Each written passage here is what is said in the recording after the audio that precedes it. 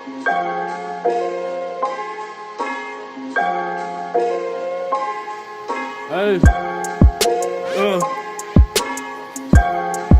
hey. This shit feel like when Walmart drop. This shit remind me of Section 80. I might buy. Oh, hey! Hey! All right, so welcome to our second episode of COVIDSATIONS. And today, my special guest is a very lifelong friend of mine. Talk about it. Wow. Okay, so this is Mr. Javin Cotton. That's funny. I met Javin. I don't actually remember the exact time that I met you. I remember that when I was in third grade, which I was 8 years old, that my teacher and your teacher were best friends, and then our class would come read with the sixth graders with Miss Prusco. Were you in Miss Prusco's class? I was. Yes, and I was in Miss Irwin. Oh yes. And you weren't my partner. Cornell was my partner. Yep.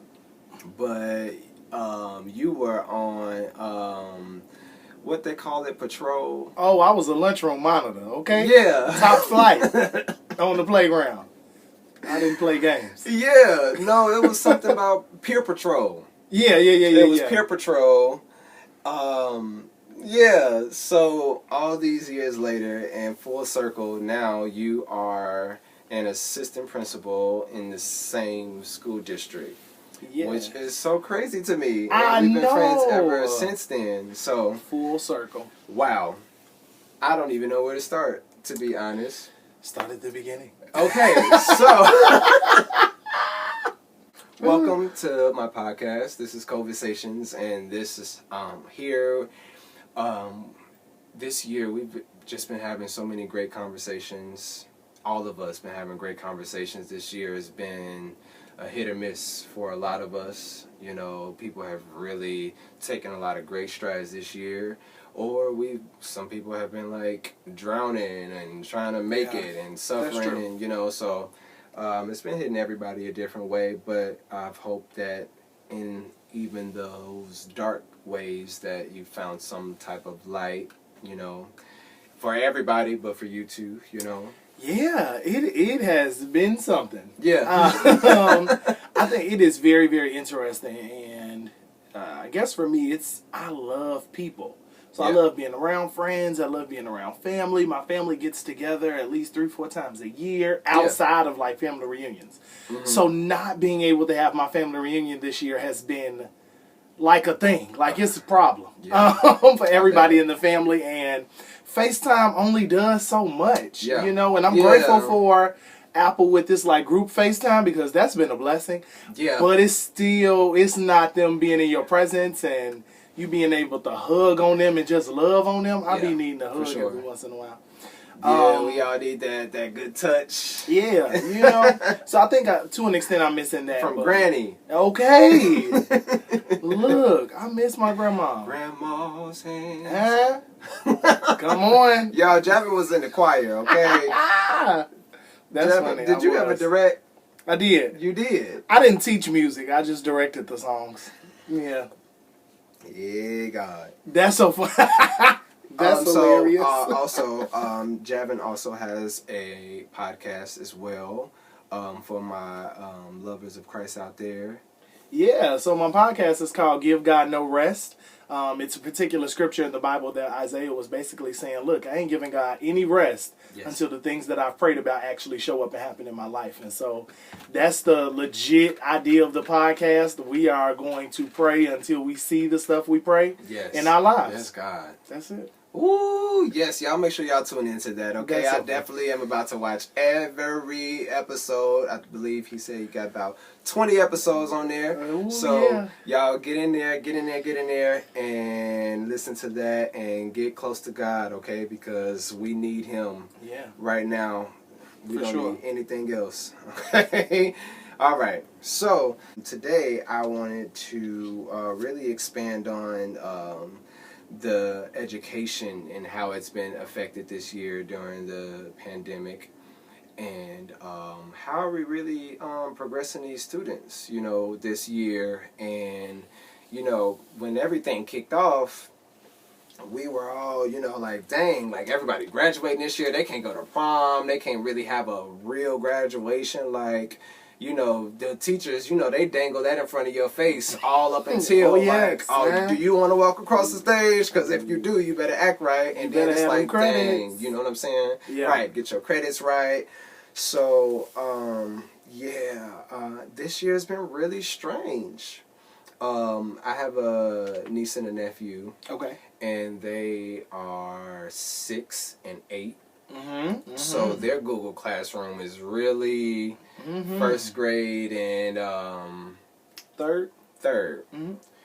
And I've actually sat through a couple of their classroom settings, and it's like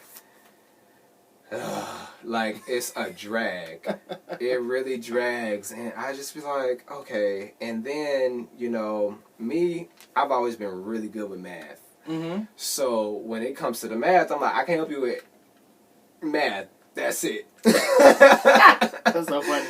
But when I go to help them with their math, it's completely different. And it's like the double digits, just the double digits. Like, we ain't even got to division and multiplication yet.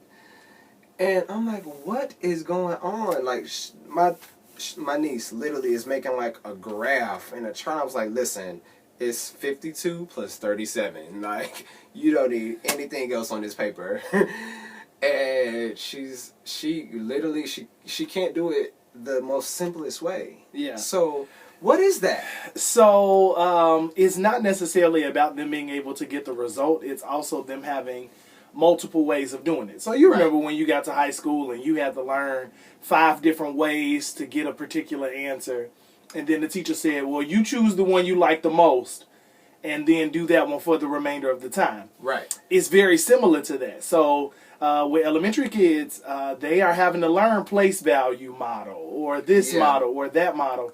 And it's partially because that's what's on the state test. It's not just can you add 52 plus 37. It's can you utilize place value model to answer this particular question. Because you have to actually showcase your knowledge of the model on the exam, not just the result. So it's different. But they're so young. Yeah. Place model value. Place value model. Place value so model. So it's place value, area model. It's different ones as they continue to matriculate. What is that? All of them are different. So it's literally a model to conceptualize how to get the answer.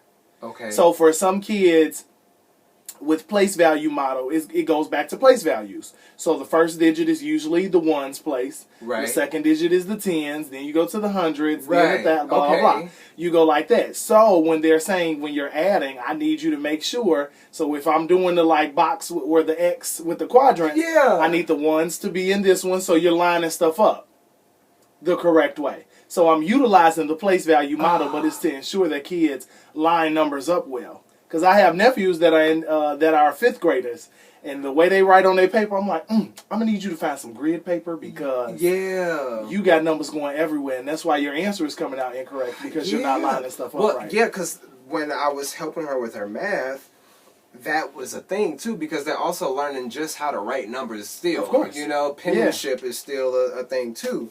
So her stuff is all crooked, and she's trying to draw a graph, and the one is running into the graph, and she's getting confused, and it's just so much. It's a lot. I mean, but it's all to ensure that students are learning things not just in a concrete way, but an abstract way as well, which makes you a better person in the long run, right? The more creative an individual can be as an adult, the more they're able to make solutions, even in this COVID time, right? Like some people have figured out, like, man, I don't know what I'm going to do. I done lost my job. What else do I have? But if you were able to understand that there's some things in you, you might have some creativity there that you could pull on. And now you pull it on that, and that's the thing that's your bread and butter, rather than the job that you've just been going to for the sake of going to. But you don't think they too young? You don't think that's too complicated? No, I don't think so. Because the thing is, a lot of teachers won't accept the work unless they it's in the make correct model, that format. And, that was the thing, too. But my teacher just said, you just need to show me how you got the answer. You can't just write the equation and the solution and then boom. But they only 6. I know they're only 6, but they can still do it. Yeah. So here's the thing. I taught high school, so I taught high school English. These little kids knew. Right, but this is a difference now. But I will say, being at the school that I'm at, seeing kindergartners come in at the beginning of the year, having to hold their parents' hands to go to their locker, take everything off of them, put it in their locker. Make sure that they got their homework folder. Bring it into the classroom. Sit down. Yeah. Seeing parents help at the beginning of the year, and then it's October, and kids are like waving their parents. All right, bye. See you. Yeah. I don't need you anymore. Going to their locker, opening up their locker, themselves doing all of that. There's a level of independency that they can have. We just have to make sure that we give them that ability. So I think they can do it. It's just the way that they're instructed, the way that they're taught. I'm not saying that it's the most interesting and the most fun, right? Because it's not now. The parents are the teachers. Oh yeah, and it's been like I knew that math was kind of shifting. Yeah, like this not just happened this year, but now I think a lot of parents are like, okay, but listen. I'll learn how to do math like this. Right. And you showing me all of this, you confusing me. And this is how I need you to do this for me to help you because I need to go back and jump up on my laptop and get this work done so we can keep this roof. Right. And so, but this is still a requirement to do that. And it's like, wow, like, oh man, this is getting like, it's crazy. To me, it's just crazy. Now listening to someone that's actually in the educational field to break that down, that does make sense. Mm-hmm. I definitely do see where that would come and why that shift will happen. And so let me be very clear. It's still, what do we like to call it at my school? It's still a battle in the home. Yeah. Right? Like regardless.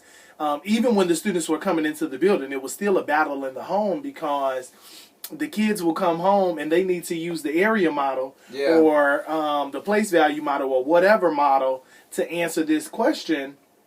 And the parents are like, no, this is what you do, right? Okay. Or even in the basic, right? Even in the basic, like 2-digit multiplied by 2-digit number, we were taught bring a 0, okay, right, or an X, right? Bring a 0 or X. They're like, they learn the background to why that X is actually there, right? Like why we're moving because we're done with the ones place. Okay. You know what I'm saying? So they learn some of those things, but it's still a battle in the home because it's like, this isn't the way that I learned, and I know you need help, and I want to help, but as a parent, I don't know how to tell you that I also don't know it the way that you need to know it. So I just go into, well, no, do it. You do it this way. Yeah. And so I think as teachers and as educators, we have to find a better way to support the home, to ensure that parents can actually help. And so something that we do at our school is we do not want to give students homework that requires parents to help at that particular capacity. Yeah. If we have not taught you to the point where you can't go home and show your parents how to do it, then we're not giving you that for homework because we don't want that to be a battle when you get home. Because now mama don't like your teacher. Or now dad can't stand your teacher. And we need them to like us. Okay, we got time. You see what I'm saying? We need them on our side. So that's just something that, is something that teachers need to take into account. Wow. Yeah, it's definitely it's complicated. Mm-hmm. It's really complicated. It's some work. Yeah, it's definitely some work. I think they are definitely gonna get that, but it definitely needs some more work. It needs, I mean, what if it was just like, like when you get to multiplication and division, place model, value model, area, who? Wait, okay, so explain to me. Area, who? So, area model, right? Place value model, okay. And they're all different. Like I remember when I got to high school, the shift was already starting because I want to say the students still at the middle school, they were starting to learn this Xbox 360 method. Oh. And I don't know, I can't even explain the Xbox 360 method. Yeah. But literally, you make an X, you multiply some things that fall within the 4 places of the X. No. And then you add them around. That's the 360 part. And that's your answer. It was so, I mean, it's some stuff out there. Or like it's a butterfly method for adding or a butterfly method for multiplication. It's different things that help. And it may be that teachers came up with these different things or these models that actually engage their students that they saw in class. Yeah. But it's some work. It's some work. Yeah. Okay. Yeah, that's very interesting. Thank you for, expanding on that. Yeah, listeners, go look at the area model at home. And place value model. Yes. Okay. Yeah, parents, please, because I know y'all confused. I just know I know how to do math, okay? And you do. You definitely do. You know how to do math. You just know it for your particular level, right? Yeah. And here's the thing. Your niece and nephews, when they get older, if they have kids, if they have nieces and nephews, they'll turn around and be like, wait, that's not the way I learned this. What method do you use to solve this equation? Do you want to use the butterfly? Do you want to use area or place value model? Mm-hmm. Right? Right. Which method do you want to use? And then some of these methods may be obsolete when we get older, right? Kids may look at the stuff that we're doing and be like, oh, that's easy. I ain't got to worry about that. I got Siri. I don't actually have to know how to do this multiplication. I can just ask Siri, right? Yeah, because I know for when I was growing up, calculators was not an option. Right. You have to do this by hand. I believe that in some time within the last decade, we're not going to expand on all of that, but calculators is just a thing. Like they don't there's not a problem. It's not like you can't bring your calculator. You can literally, because it's a whole nother mental process that they want kids to take. And it's not, once again, it's not about can you get the answer. It's about the reasoning behind it. Are you able to walk me through? And more so, are you able to articulate how you got the answer and what the answer means? Okay. Yeah. Okay. Go there. All right. I'm not mad. I'm not mad at it. I'm not mad at it because math can get boring once you figure it out. Right. Yeah. Yeah, I understand. So this year, everybody's at home. Mm-hmm. So do you know, because I've driven past our high school a couple times and parking lot is full. Mm-hmm. So is it just a certain level of kids that are doing Google Classroom or learning from home, and then some kids are in school, or what? Because so it depends. Somebody in there. Yeah, that's so funny. It depends district to district. Okay. And so in my district, students are not in the buildings. Okay. Students are at home, but teachers are in the building. So all of the staff members are coming to the building. Class. Exactly. To try and give as much regular school as possible. Okay. Even though this is not regular school, but to give as much of that as possible, teachers are in the building. So they're working on their boards. They're getting up and they move around, right? Like some districts and schools have brought a technology called Swivel. So it's basically an iPad that sits on a stand and it rotates from basically a tracker or a marker that's on the teacher, and the teacher is up and writing on the board like normal, and the students are like the swivel that are just monitoring, like their eyes going back and forth. What? Yeah. So, I mean, districts are trying to do the best they can to provide the best level of education that they can in this situation. And then some districts don't have those real finances to be able to purchase that. So it's the teachers sitting either in their home, like some teachers are working from home. So our high school, I have a colleague that works there now, and she works from home. And then she had to come into the building, and now they're back at home because of just the up and down of what COVID is doing. It sucks that these kids, because there's so much to being in school, outside of the educational part of it, socially. Mm-hmm. And it sucks that they really don't get to engage as that. You know, like we really did, you know, just recess and getting that time.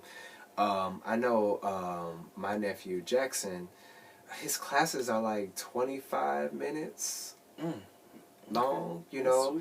Is that like a across the board, or has classes like, I mean, you said it's district by district. Yeah, so are classes still the same, like periods? Are they still the same length, or have they reduced that because everybody's at home? So to be honest with you, that one is once again a district by district thing, but the state of Illinois required that school be at the minimum 5 hours. Right. Normally school is between 7 and 8. Okay. But minimally now, school can be 5 hours. All not because of kids being at home, all because of the screen time. Right. So so that's really the reasoning that they are decreasing the amount of hours that are required of students. Yeah. And so some districts are shorter. You know, the Chicago public schools, they in school like a regular day. Yeah. They're going from when they start to when they end like normal. My district did keep to those 5 hours though. Wow. Okay. Okay. Cool. Yeah, that was something that I've been kind of like puzzled about. I'm like, okay, well, how are they properly progressing? Because I was like, 25 minutes, like, how you gonna learn like that, especially outside of the math part? Because that's where all the thinking and analytics come from. Yeah. So yeah, that screen time, it can definitely have long-term effects. Oh no, completely. Yeah, okay. And that's part of the issue that schools are having when you talk about the socialization part. Yeah. That's why so many schools are struggling right now even to have clubs and activities, because now you want them to do another hour and a half online still. You know, like I think about being in choir or the band or dance or all of these different organizations that we participated in. They have to be formatted or figured out to fit in a online setting. Yeah, even, I mean, is there a gym? Right. Because the physical too, like physical education is, and that's a class. Huge. Yeah, that's a real class. So like in my school, because it's elementary, I can't even imagine what the high schools are doing, but at the elementary level, our teachers now, I will say one benefit is that they're focusing more on health. Yeah. Which was not a bigger thing when we were students. Yeah, I mean, not really. My 4th grade teacher, when we were in the hallway cutting up, she'd be like, everybody take out the health book. You're going to start writing chapter 1. Yeah. I won't say any names on that one. What? But I'll leave it at that. But, you know, now the physical education teachers are focusing more on health. So they'll do some little segments. So like I was observing one of our teachers' classes last week, and he would teach for like 5 minutes about the cardiovascular system. So he'll say something about the heart, teach them something about it, and then after that 5-minute segment, they would do 5 minutes of exercise. So they would jump down and they would basically do like a HIIT workout. Yeah. For 5 minutes, and then he'll jump back into something regarding the cardiovascular system, the next point that he was going to make. And then they go back to another 5 minutes of working out. Wow. And so that is the way that he has brought them in, and the kids love it. I mean, they are down for it. You know, he's teaching them different exercises that they can do at home. That's good. And so a couple of the kids have been tracking their weight. So he showed them that because at the beginning of the year, he talked about nutrition, especially with our 5th graders. So a couple of them have been tracking their weight. And so a couple of them have been like posting on Google Classroom that they've lost the weight, and after. you know they slim thick and all of that type of stuff in 5th grade. But Exactly. Yeah, that's what it is. Okay, all right. I'm not mad at that. That's good. That's good. Yeah, because well, the district, I don't know what district he's in, but I was just like, what is this and what is that, and I just don't, you know.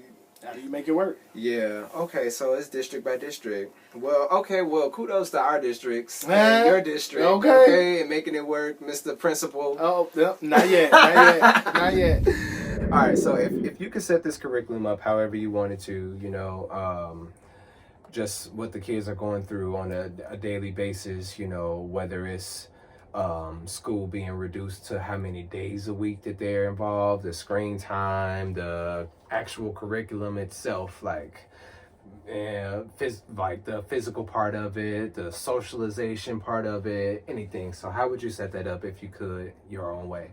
Yeah, so first and foremost, the one thing that I would definitely get rid of immediately is any required state standardized testing. Okay. I think that then like bottlenecks or chokeholds school districts and schools and teachers to now I got to make sure I hit these standards and do this and do that and do this and do that. Yeah. And so I do understand that we right. And there's a level of urgency that comes along with that. That goes into some other stuff. But I would get rid of that first and foremost. For all levels. For all levels. I think that it is, and I do understand the nuance of that, because some people would be like, well, you lose a whole year. Like, what happens to these kids? They got to move on to third grade. They have to move from senior year to college. Like, how are we going to know that they're ready? Yeah. Right? And so in my particular thoughts regarding that is now we have the best opportunity to make sure that they actually are. Instead of them having to hold this or dangle this idea over them to say, are you ready for college? How well did you pass this SAT? What was your score on this test or that test? Now we can focus on them as a person and really figure out a way to engage them, right? If I know that at the elementary level, if I know that it's important for kids to know main idea and supporting details, right? And not just be able to pick it out when they read a story, but be able to write it in their own way if they wanted to as well. Let me focus on that.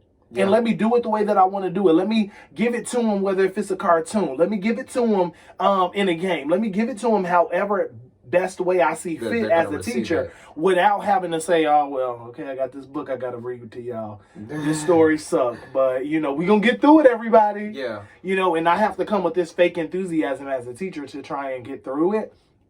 I wouldn't want to do that. I would love to implement in any way, shape, fashion, or form that I could see it working out in a safe way for students to actually be able to socialize. Yeah. Right? It's like a social hour. A social hour. To your friends. Exactly. And really put forth a mandate within my school or within my district or across the nation where Fridays are like legitimately fun Fridays. Where we are doing virtual field trips.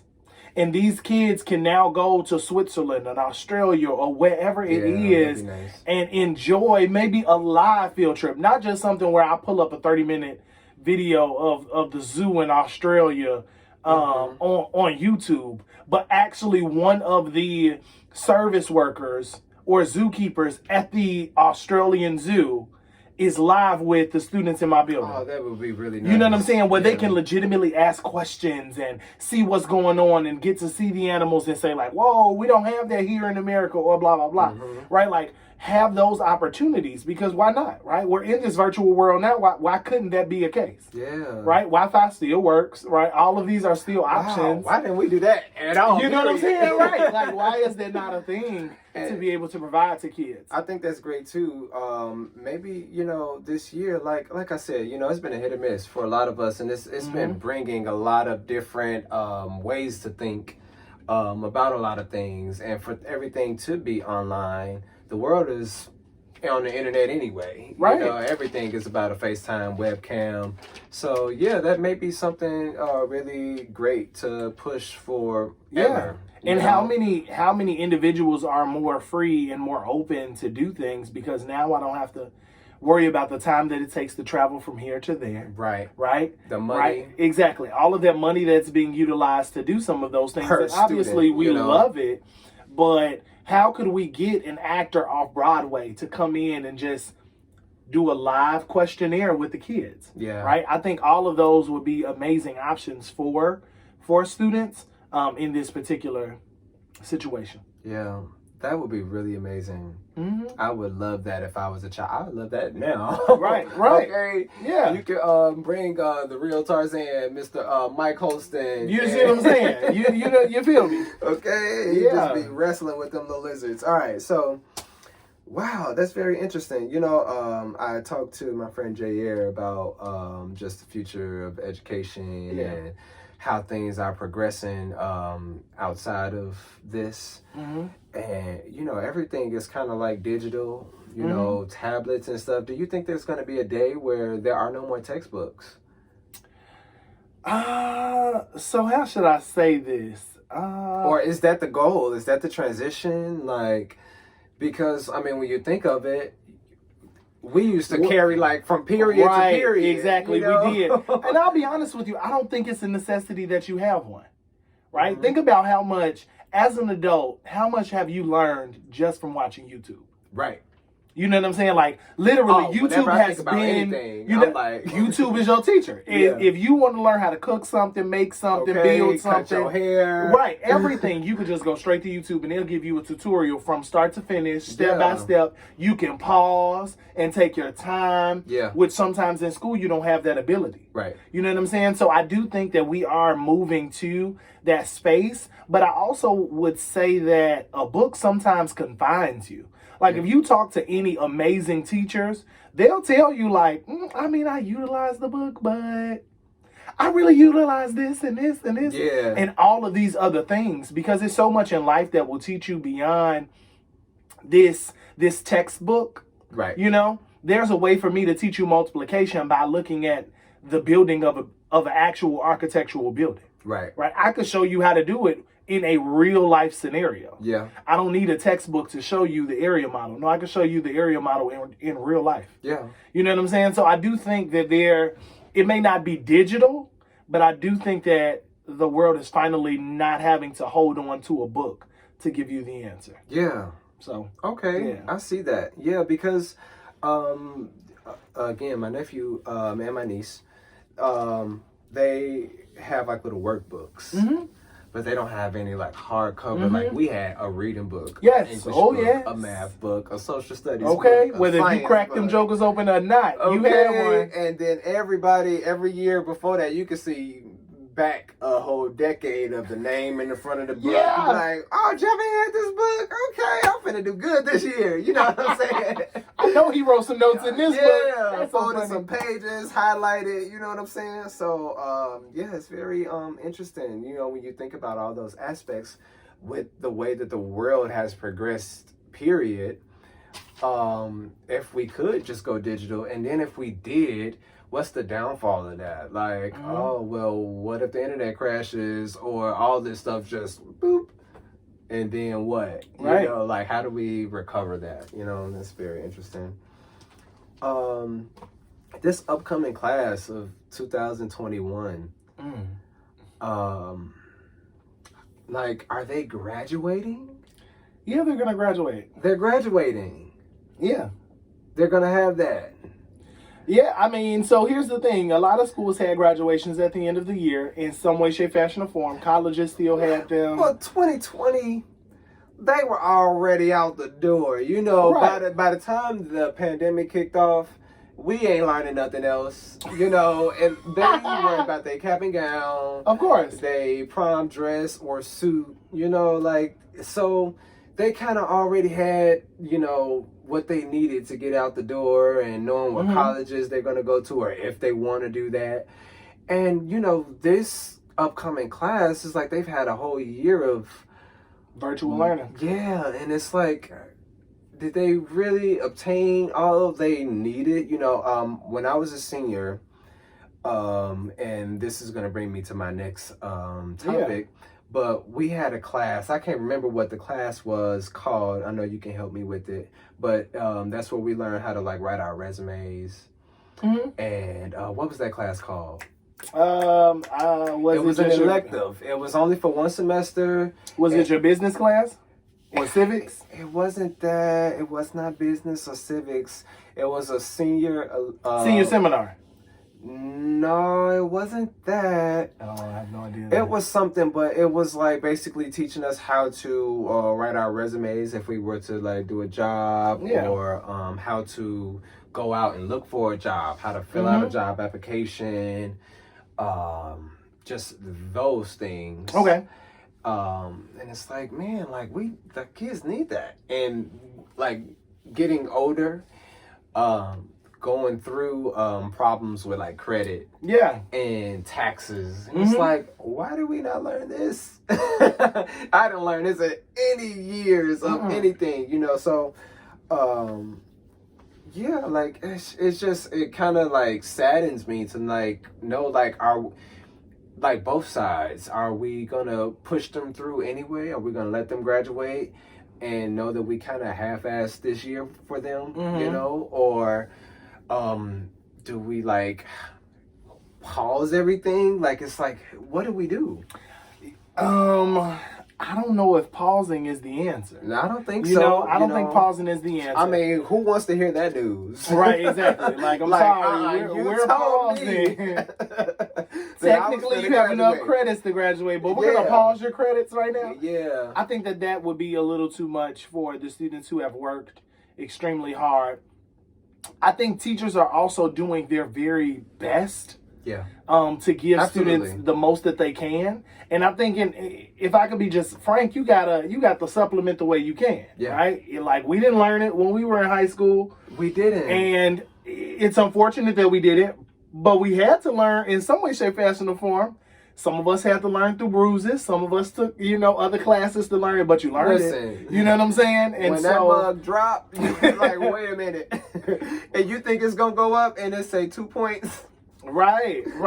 Yeah. And so, you will learn it eventually. It's very hard pressed to know that some of our young people are not learning some of those things. But the reality is that we have to figure out the best way forward from this. Yeah. And I don't know if we got an answer. You know what I'm saying? And I just want to be honest with you. I don't know if we have an answer for that.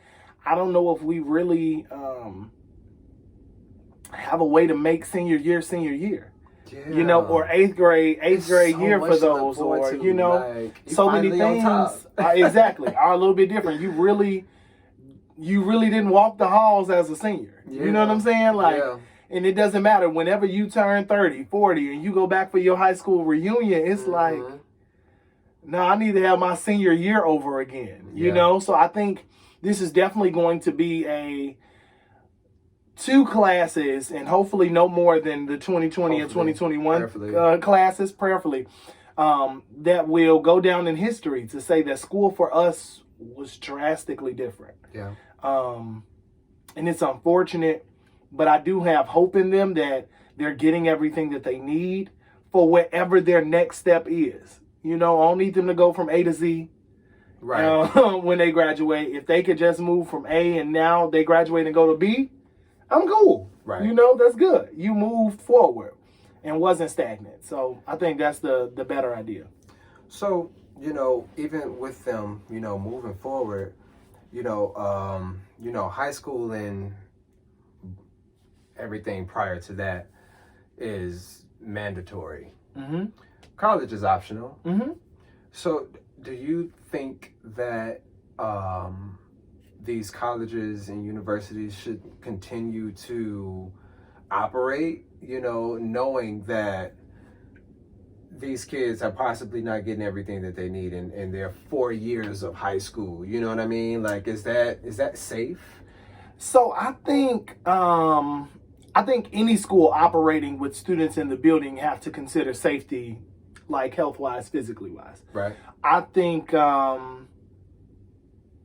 that it is important that people try school. Right. If that makes sense.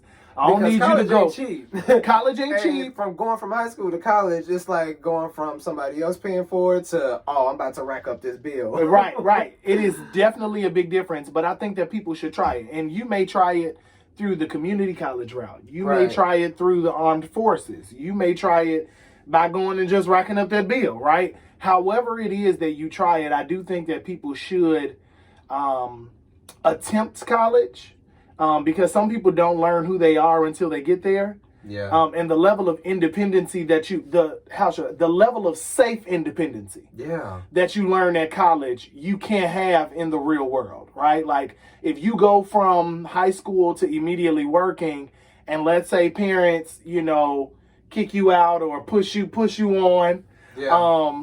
that safety net of college isn't there to buffer the fall sometimes. So what is college like these days? Like it universities, depends. Dorm life, and do you know anything? Yeah, so a couple of, be it that I taught at the high school level, a lot of my students are in college now. A couple of them are seniors about to graduate, making me feel old. And all of these wonderful things because I had them as freshmen, but that's neither here nor there. No, actually. These years are not stopping. Yeah, you can say that again. But nevertheless, though, for some of them, they had to come home. Yeah. And they were on campus. They had an apartment. Everything was good. Or they lived on campus. And now the university is like, all right, these numbers are going up. I love y'all, but for safety, y'all got to go back home. Yeah. And they're still having to do school. But I will say that education is finally being pushed to look different. Okay. As much as I cannot stand COVID, I cannot stand it for the level of socializing that I would prefer. I will say that this pandemic has forced education to move in a way that it has never wanted to move before. Absolutely. Ever. And so although I don't like, kids having to go to school and then they got to come back. And then you're going to send them back to school. And then if it go back up again, they're going to come back home. And we're doing this back and forth. I don't like that. But I do think that it is pushing schools to say, okay, look, we weren't about this online situation, but we got to get about it. There's no other way. Like, we wasn't about it, but we got to be about it. So let's do what we got to do to make sure, you know what I'm saying? Let's do what we got to do to make this work. And people are coming to the reality of, why do I need to sit in this building an hour or 3 hours, 2 or 3 days a week at a university to ultimately get this degree when I could sit at home on YouTube, right? Like, that still has been a thing since when I started college. People were looking at YouTube for these things. So now colleges are saying, like, well, look, we can make this happen. Yeah. And I fear more for educators in this particular regard, because if you look at business, if there is a way for me to cut a cost, right? If we gonna go online, it's easier for me to cut a cost. I could say, oh, well, it's one teacher. I could have one teacher teaching 3 different courses. Because it's not so many, exactly. There's no limit to how many online people you can have. Right. It's not like the classroom has a capacity. Wow. So I'm a little bit nervous on that end, because I do think that people need a thought partner. In a lot of ways, that's what college should be. And I guess when I got towards my latter years, or even getting my master's degree, that's what it became. It was more of a thought partner. It wasn't although my professors were professors and they had doctorate degrees and they, had done all of this particular research and they were experts in these things, it was still a conversation. It was never, you're this superior person over me and I have all of the answers. Who are you? It was more of a, oh man, that was a great thought. Like, how do you think this impacts this? And how do you think this changes this? And how then do we solve this problem now? You know what I'm saying? And you hear me? Place value model. That's what it is. And so that's really what it can become. And I hope that this gives us the opportunity to do that in education. I certainly hope so too. It's definitely been an interesting time that we're facing, and it's definitely struck our spirits in a different way. And we nobody can move the same, and we all have to figure out. And I just been finding myself like, okay, well, I know I need to do what I need to do for this moment, but what are we doing for the future? And how are we actually going to come out of this? And what is going to be the result of us when we come out of this? Are we going to mentally be able to move forward like things are regular again? Or will they ever be the same? And they may not ever be the same, but I think of it like this. I'm not coming out of any war without the spoils. Yeah. Right? If I beat you, I need to get the results. I need to get the benefits and the treasures of what you had if I beat you, right? Yeah. If you go back into old days, when one kingdom fought another kingdom, They either want their land, their territory, their wives, their children, their blah, blah, blah. They want all that. Resources. So in this regard with COVID, it's a war. You know, you're battling so much within yourself, within the people around you. You're learning so much. You are having to build and fight at the same time. Yes. And so I'll be doggone if by the end of this, I don't have some spoils. I don't have anything to say I made it through, right? And I mean, even in saying that, I think somebody just making it out is enough. And for others, you know, you may come out with a business, you may come out with this, or you may come out with an idea, or you may come out with a degree, or you may come out with more money than you'd have never had because you saving way more than you'd have never saved. You know what I'm saying? Whatever it is, but come out with something. Don't leave this COVID-19 with your hands empty. Yeah. You know what I'm saying? Absolutely. Yeah. Or your mind. Right. Man. Or your mind, okay? Wow. Okay, Javin, thank you so much. Thank you. This is great. We definitely covered a lot of things, and I think this is definitely going to bless some people and bless their hearts and their minds. Come on, God. And help them move forward with their children and themselves. Yes. Yeah, so y'all make sure y'all go over to Javin's podcast. Where can they find you, Javin? I am on Apple Podcasts, Spotify Podcasts. I'm on a lot of different podcast networks. I'm still trying to get on Tidal. You going to get there? If somebody know how to get me on Tidal, I swear I'm trying to get there. Claim it. Okay. But I am on Beyonce. all... Hello? J. Oh. Okay, all right. But yeah, Give God No Rest podcast. Okay. All right, y'all hear that? Give God no rest. All right. Thank you, Javin. Thank We're you. going to wrap it up. And y'all stay tuned for our next episode.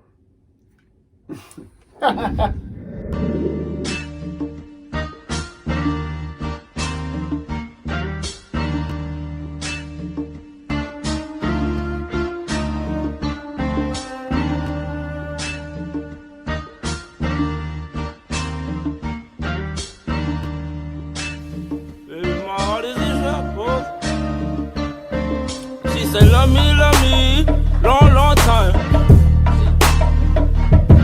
She said, love me, long time. Hey.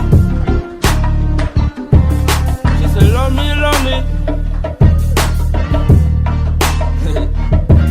She said, love me. Baby, my heart is in shackles. Hey. Feel supernatural, I panic. Every time you come around, it got me losing my balance. Putting pace on my stuff, bro, and claiming we next. I'm praying I get you a ring once I start making some checks. Brought my shit to the table, I'm just playing my role. Say it's too good to be true and claim I'm playing these hoes. Man, these bitches gon' call, but that don't mean that I'm answering. Playing moody cause you like how I handle it. I've been rapping like I'm trapping, I'm hardly leaving the crib too much. You talk about my mental talk like I ain't living enough. I'm giving so much of me to the stool to get it for us. Say your friends hate me, I ain't giving no fucks. I'm taking your time. Lame niggas get it right from your mind. Painting pictures when we lifted, you fell in love with my wishes. I love you, even let you out my fitted while you dripping. Say these bitches only love me through prime. She stay down, she screaming, love me, long time. Fuck me, you're on my mind. I'm treating scars and healing wounds. Tryna have a meeting in your bedroom. I'm hoping that you love me, long time. Hey, I'm hoping that you, baby, my heart is in shackles. Baby, my heart is in shackles. Late night calls and feeling false, trying to free it. Even to hit the tree when I'm involved, never greedy.